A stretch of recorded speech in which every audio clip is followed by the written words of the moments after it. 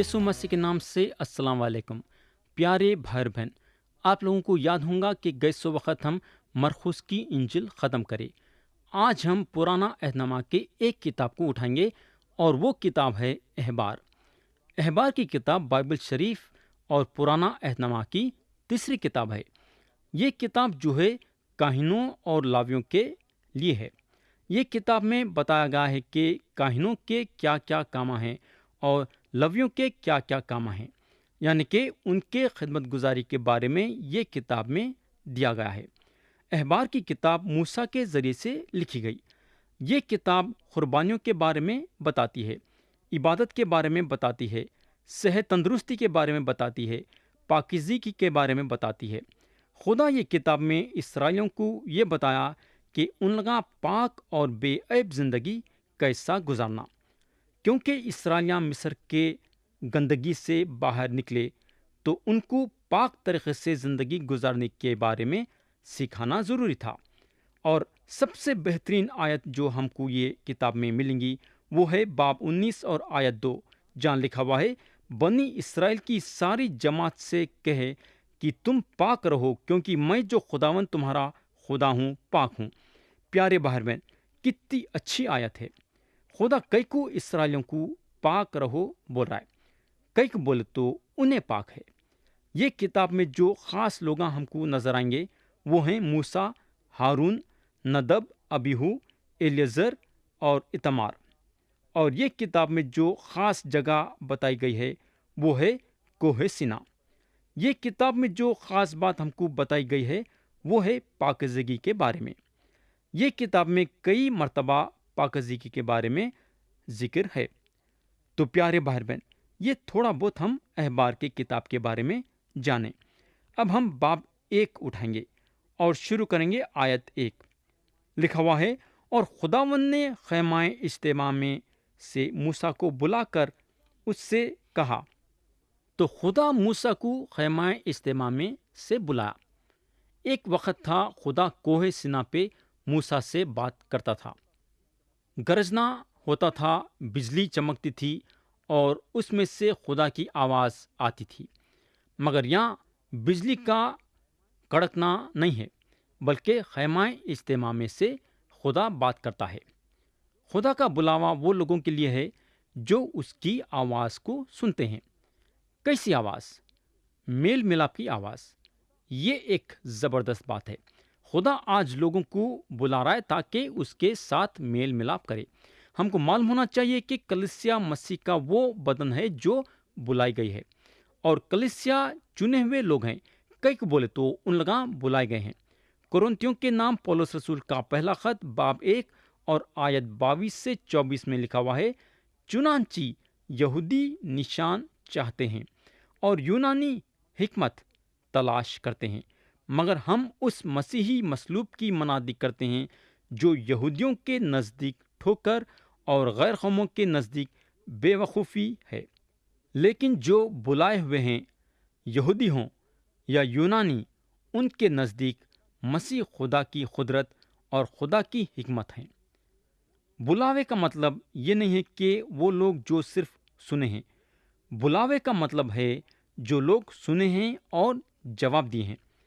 मैं अब आपसे एक सवाल करना चाहूँगा।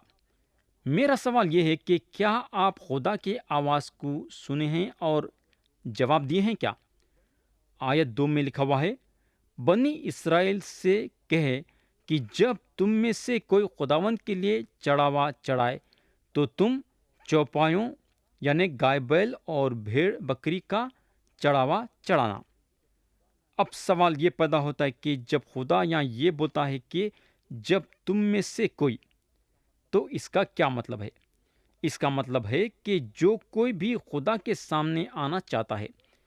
आयत 3 में लिखा हुआ है, अगर उसका चढ़ावा गाय बैल की सोख्तनी कुर्बानी हो तो वो बेऐब नर को लाकर उसे खैमाए इज्तिमा के दरवाजे पर चढ़ाए, ताकि वो खुद खुदावन के हुजूर मकबूल ठहरे।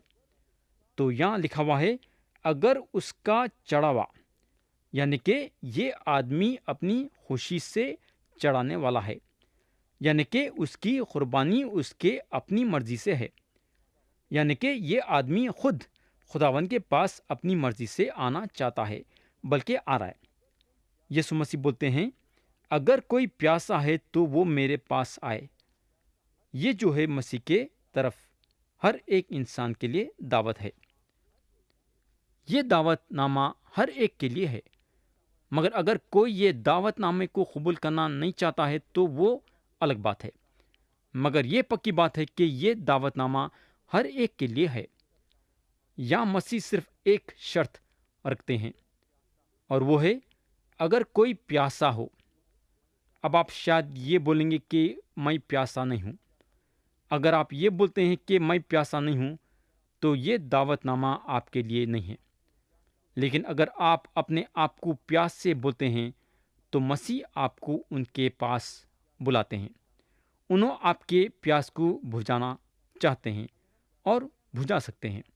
اگر ہم یسایہ نبی کے کتاب میں دیکھیں گے تو انہوں بھی یہ دعوت نامہ کو اپنے کتاب میں لکھے ہیں۔ یسایہ نبی کی کتاب باب 55 اور آیت 1 میں لکھا ہوا ہے، اے سب پیاسو پانی کے پاس آؤ، اور وہ بھی جس کے پاس پیسہ نہ ہو آؤ۔ تو پیارے بھائی بہن، کوئی بھی جو ہے مسیح کے پاس آ سکتا ہے، مگر فیصلہ اس کو کرنا ہے کہ وہ آنا چاہیں گا یا نہیں۔ تو انسان اپنے سے خواہش کرنا اور اپنے ضرورت کو محسوس کرنا۔ اگر آپ کے دل میں خواہش ہے اور آپ اپنے دل میں ضرورت کو محسوس کر سکتے ہیں تو آپ آ سکتے ہیں۔ تو پیارے بھائی بہن، دو قسم کے جانوراں استعمال ہوتے تھے سوختنی قربانی کے لیے، برے اور بکرے۔ مگر جو جنگلی جانوراں تھے ان کا استعمال نہیں ہوتا تھا۔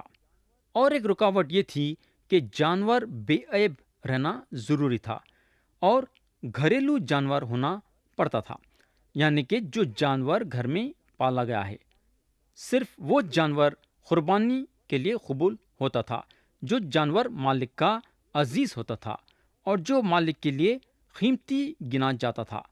کئی کو بولے تو ایسا جانور مسیح کی جگہ لیتا تھا۔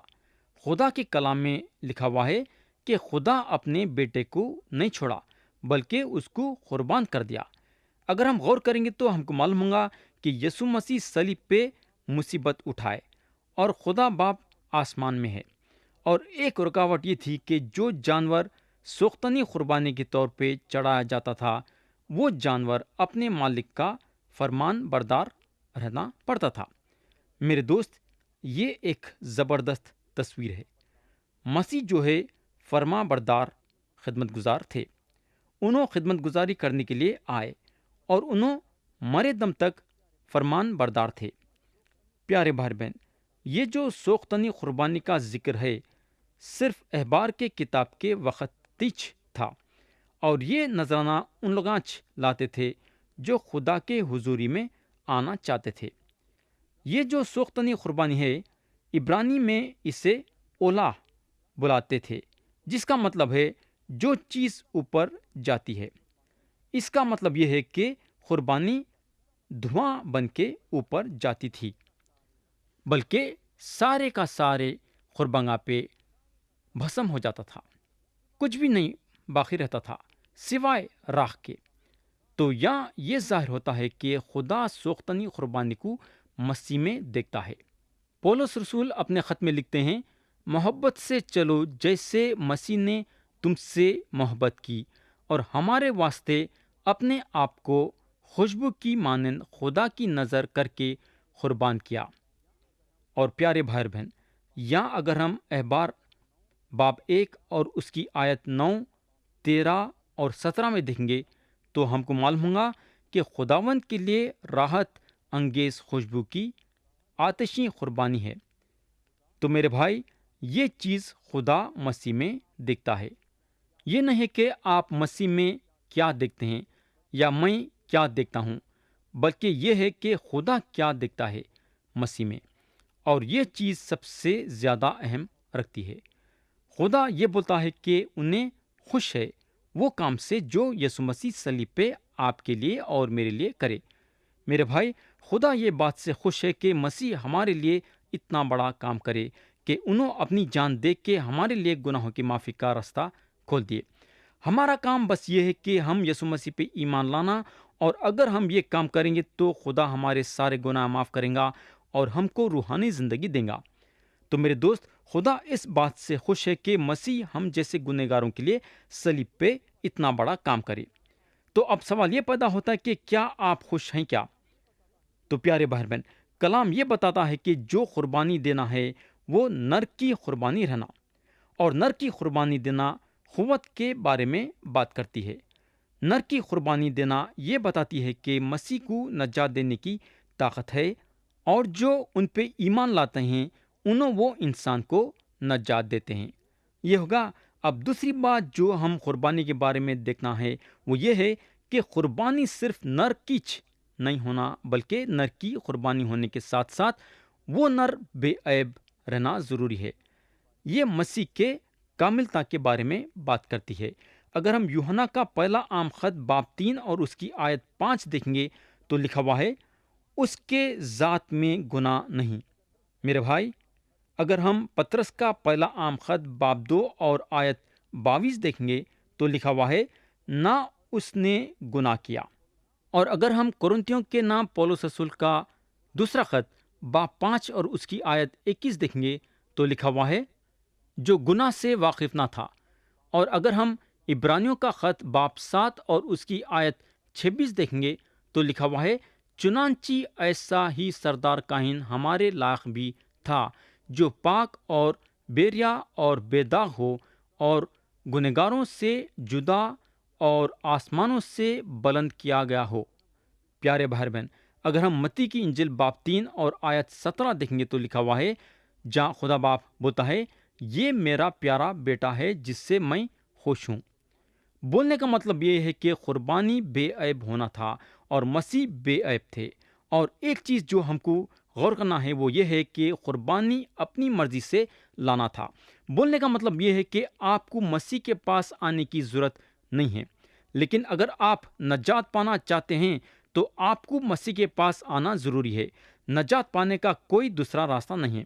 مذہب کے ذریعے سے یا اعمال کے ذریعے سے یا اپنے آپ کو اذیت دینے کے ذریعے سے ہم نجات نہیں پا سکتے۔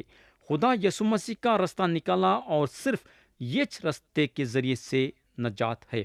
اگر ہم یوحنا کی انجیل باب 14 اور اس کی آیت 6 پڑھیں گے تو مسیح بولتے ہیں، راہ اور حق اور زندگی میں ہوں، کوئی میرے وسیلے کے بغیر باپ کے پاس نہیں آتا۔ اب آپ شاید بولیں گے کہ یہ تو عجیب بات ہے، مگر میرے دوست، یہ آپ کا خیال ہے، مگر صرف یہ راستہ آپ کو خدا کے پاس لاتا ہے۔ اب اگر آپ یہ سوچتے ہیں کہ میں میرے زندگی میں یہ راستہ نہیں اپناؤں گا، میرے بھائی، یہ آپ کی مرضی ہے۔ خدا آپ کو آپ کی مرضی دیا ہے۔ اگر آپ یہ راستے پہ قائم ہوں گے تو خدا آپ کو نجات دیں گا، ورنہ نہیں۔ اور ایک چیز جو قربانی کے بارے میں غور کرنا ہے بولے تو وہ ہے، آپ جہاں چاہے وہاں قربانی نہیں دے سکتے۔ اگر ہم آیت 3 میں دیکھیں گے تو خدا بولتا ہے، لا کر اسے خیمہ اجتماع کے دروازے پر چڑھائے، یعنی کہ کوئی دوسری جگہ نہیں بلکہ صرف خیمہ اجتماع کے دروازے پہ۔ اب سوال یہ پیدا ہوتا ہے کہ خدا یہ حکم کیوں دیا کہ خیمہ اجتماع کے دروازے پہ قربانی چڑھانا؟ خدا یہ حکم اس لیے دیا تاکہ اسرائیلیوں کو بت پرستی سے بچا کے رکھنے کے لیے۔ خدا کو معلوم تھا کہ اسرائیلیاں کتنے کمزور ہیں۔ خدا کو معلوم تھا اسرائیلیاں بت پرستی میں گر جا سکتے۔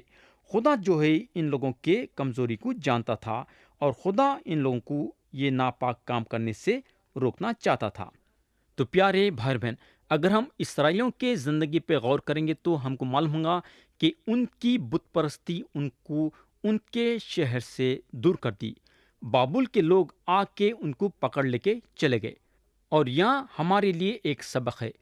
یہاں ہم یہ سیکھتے ہیں کہ ہم یہ نہیں سوچ لے کے بیٹھ سکتے کہ ہم ہماری طاقت سے اور ہماری قابلیت سے نجات پا سکتے، اور ہماری طاقت سے اور ہماری قابلیت کے ذریعے سے ہم خدا کے پاس آ سکتے۔ میرے بھائی، ہماری طاقت یا ہماری قابلیت کام کرنے والی نہیں ہے۔ ہم سب گندے نالی کے کیڑے ہیں۔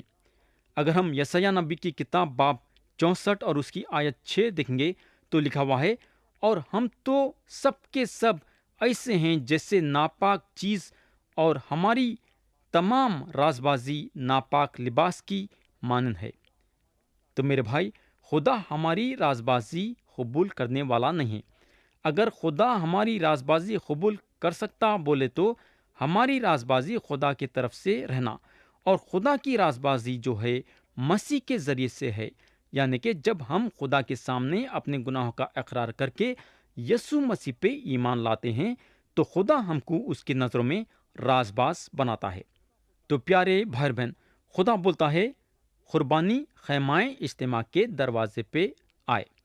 بولنے کا مطلب یہ ہے کہ کوئی دوسرا رستہ نہیں ہے، بلکہ ہم کو خدا کے پاس آنے کے لیے خدا کا رستہ ہمارے زندگی میں اپنانا ضروری ہے۔ یسوع مسیح بولتے ہیں کوئی میرے وسیلے کے بغیر باپ کے پاس نہیں آتا۔ اب ہم احبار کی کتاب باب 1 اور اس کی آیت 4 پڑھیں گے۔ لکھا ہوا ہے، اور وہ سوختنی قربانی کے جانور کے سر پر اپنا ہاتھ رکھے، تب وہ اس کی طرف سے مقبول ہوگا، تاکہ اس کے لیے کفارہ ہو۔ تو یہاں کلام بتاتا ہے کہ وہ سوختنی قربانی کے جانور کے سر پر اپنا ہاتھ رکھے۔ بولنے کا مطلب یہ ہے کہ جب ایک آدمی اندر جا کے جانور کے سر پہ ہاتھ رکھتا تھا جو ذبح ہونے والا ہے، تو یہ آدمی یہ بتاتا تھا کہ یہ جانور جو ہے اس کی جگہ لے رہا ہے، یعنی کہ یہ آدمی یہ اقرار کرتا ہے کہ انہیں مرنے کے بجائے اس کی جگہ پہ جانور مر رہا ہے۔ میرے دوست، جب آپ یسوع مسیح کو اپنا منجی مانتے ہیں تو آپ یہ بتا رہے ہیں کہ آپ گنہگار ہیں اور آپ اپنے آپ کو بچا نہیں سکتے۔ آپ اپنے گناہ سے پلٹنا چاہتے ہیں اور آپ منجی کے طرف رجوع ہونا چاہتے ہیں، اور آپ منجی کے لیے جینا چاہتے ہیں۔ تو جو ہے یہ جانور وہ آدمی کے لیے اپنی جان دے رہا تھا جو آدمی اس کو خیمہ اجتماع کے پاس لایا۔ تو میرے بھائی، یہ کام مسیح آپ کے لیے اور میرے لیے کرے۔ آپ جب مسیح کو قبول کرتے ہیں تو آپ ان پہ ہاتھ رکھتے ہیں، یعنی کہ آپ ان کو اپنا منجی مانے ہیں۔ لوگ آج یہ سوچتے کہ اگر کسی پہ ہاتھ رکھے تو اس سے ضرور فائدہ ہوتا ہے۔ ان لوگوں کا یہ خیال ہے کہ اگر کسی پہ ہاتھ رکھے تو اس میں طاقت اور قوت اترتی ہے، مگر میرے بھائی ایسا نہیں ہے۔ ہاتھ رکھنے سے طاقت یا قوت نہیں اترتی، بلکہ ہاتھ رکھنے سے ہم یہ ثابت کرتے ہیں کہ یہ آدمی ہماری جگہ لے رہا ہے۔ اگر ہم اعمال کی کتاب میں دیکھیں گے تو ہم کو معلوم ہوگا کہ کلیسیا پولس رسول اور بارنابا پہ ہاتھ رکھ کے ان کو جگہ جگہ پہ مسیح کی منادی کرنے کے لیے چھوڑے۔ کلیسیا یہ ظاہر کری تھی کہ ان کے جگہ پہ ان لوگاں پولس رسول اور بارنابا کو چھوڑ رہے ہیں، تاکہ جگہ جگہ یہ جا کے یسوع مسیح منادی کرے۔ پیارے دوست، مسیح ہماری جگہ لیے، تو یہ جو قربانی تھی وہ بھیڑ کے سامنے ہوتی تھی۔ آدمی جو ہے خیمہ اجتماع کے پاس جاتا تھا، خربنگا کے پاس آتا تھا اور وہاں وہ جانور کو ذبح کرتا تھا۔ یہ سارے لوگوں کے سامنے ہوتا تھا۔ ہم کو معلوم ہونا چاہیے کہ ایک گنہگار کو کھلم کھلا لوگوں کے سامنے اقرار کرنا ضروری ہے کہ انہیں مسیح کو اپنا منجی مانا ہے۔ ایمان کے ساتھ ہم ہمارے ہاتھاں مسیح پہ رکھتے ہیں، مگر عام لوگوں کو یہ معلوم ہونا ضروری ہے کہ ہم یسوع مسیح کو ہمارا منجی مانے ہیں، اور ہم کو معلوم ہونا چاہیے کہ یہ بپتسمہ ہے۔ لوگوں کے سامنے یہ بتانا کہ ہم یسوع مسیح پہ ایمان رکھتے ہیں اور ان کو اپنا منجی مانے ہیں۔ بپتسمہ کا مطلب ہے کہ اپنے پہچانت کو ظاہر کرنا، لوگوں کے سامنے یہ ظاہر کرنا کہ ہم یسوع مسیح کے موت میں اور ان کے مردوں میں سے جی اٹھنے میں شرکت لے رہے ہیں۔ اس کے لیے پانی کا بپتسمہ دیا جاتا تھا، باپ، بیٹا اور روح القدس کے نام سے۔ اب ہم آیت 5 پڑھیں گے۔ لکھا ہوا ہے، اور وہ اس بچڑے کو خداوند کے حضور ذبح کرے، اور ہارون کے بیٹے جو کاہن ہیں خون کو لا کر اس سے اس مذبح پر گردا گرد چھڑکیں جو خیمہ اجتماع کے دروازے پر ہے۔ تو یہاں ہم قربانی کے طور طریقے پہ آتے ہیں۔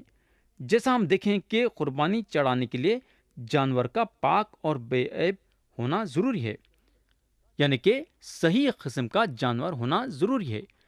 تو یہاں آدمی جانور کو خیمہ اجتماع کے دروازے کے پاس لاتا ہے اور وہاں اس کی ملاقات کاہن سے ہوتی ہے، اور وہاں آدمی خود جانور کو ذبح کرنا پڑتا ہے۔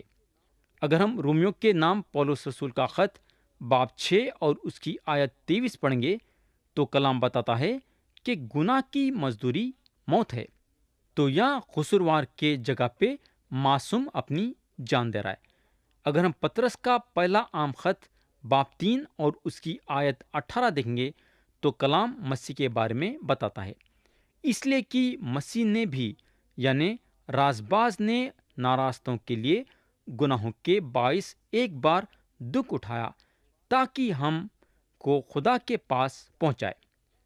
تو پیارے بھائی بہن، ہمارے گناہ مسیح کے کندھوں پہ ڈالے گئے۔ اگر آپ ذاتی طور سے یہ بات کو لینا چاہیں گے تو ہم ایسا بول سکتے ہیں کہ میرے گناہ کے وجہ سے مسیح کی موت ہوئی، آپ کے گناہ کے وجہ سے مسیح کی موت ہوئی۔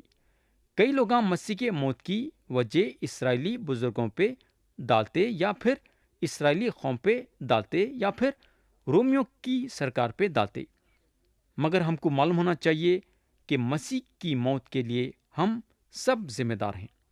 اگر ہم گنہگار نہیں رہتے تو مسیح کو مرنے کی ضرورت نہیں رہتی تھی۔